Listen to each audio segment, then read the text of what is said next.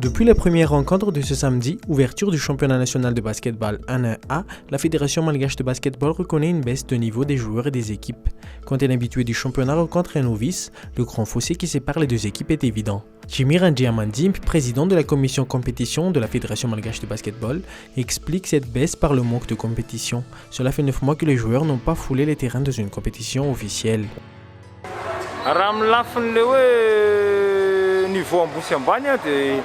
Tonga mahatsomina tsiny loatra ireo club satria teotsika teo anatin'ny 6 volana tsy isy lalao izay nataontsika teto Madagasikara ny antony izay raha malala noho ny arety valanaretina Covid-19 nefa kosa tsapa hoe nateo ary izay 6 volana izay dia nisy ny hoe nanomana ka tonga mifaroa ekipa ataontsika ngeza sy efa zatra masomasanala reny ny hitako hoe tena hoe mba nanomana ka hita hoe ambony kokoa ny voany par rapport à les joueurs, les clubs, c'est taty arina.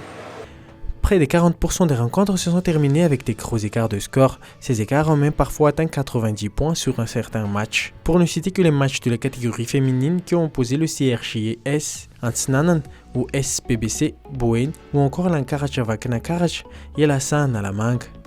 Dans le match CRJS Antsnanan contre SPBC Boen, le premier a été laminé sur un score de 36 à 134. La rencontre Ankarach Vankanakarac vs Hassan Nalamang, elle s'est terminée par un score de 61 à 19. Chez les hommes, la Skut Antsnanan a battu la SBDita sur le score de 83 à 48. Le Guespen Nalamang lui a obtenu 104 points face à l'ESF Otmatiach qui n'a eu que 63 points. Le Sebam Boen, de son côté, a écrasé les 2BC à Nalanzrouf sur le score de 91 à 54, tandis que le Cosmos Diana s'est fait laminer par le GNBC avec 58 points contre 85. Face à cette différence flagrante entre les équipes en compétition, la FMBB envisage de revoir la formule de la compétition. La fédération a ni une formule par rapport ni à niveau technique. Sokatsina ireo ekipa totsika hoe ngeza hitra anatina ligue anankiray ohatra ligue professionnelle fa mbola eo pikatrenan'ny lizy zay mino aho fa hoe zany izay ho atotozana izay zavatra izay raha ny amin'ny tidy 2021 iny mety mbola tsy ho tanteraka izay satria tratran'iny totsika hoe ray taona tsy nanao iny tsika teo amin'ny sport.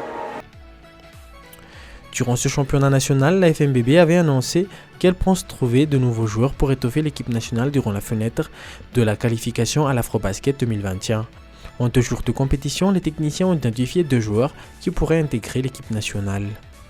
Raha ny tsikaritra zay roa andro natao zay dia misy totsika roa angamba no hitanay hoe afaka miditra anatina présélectionné anao ny regroupement fananana sy manana amin'ny deuxième fenêtre ny éliminatoire ny Afrobasket Kigali 2021.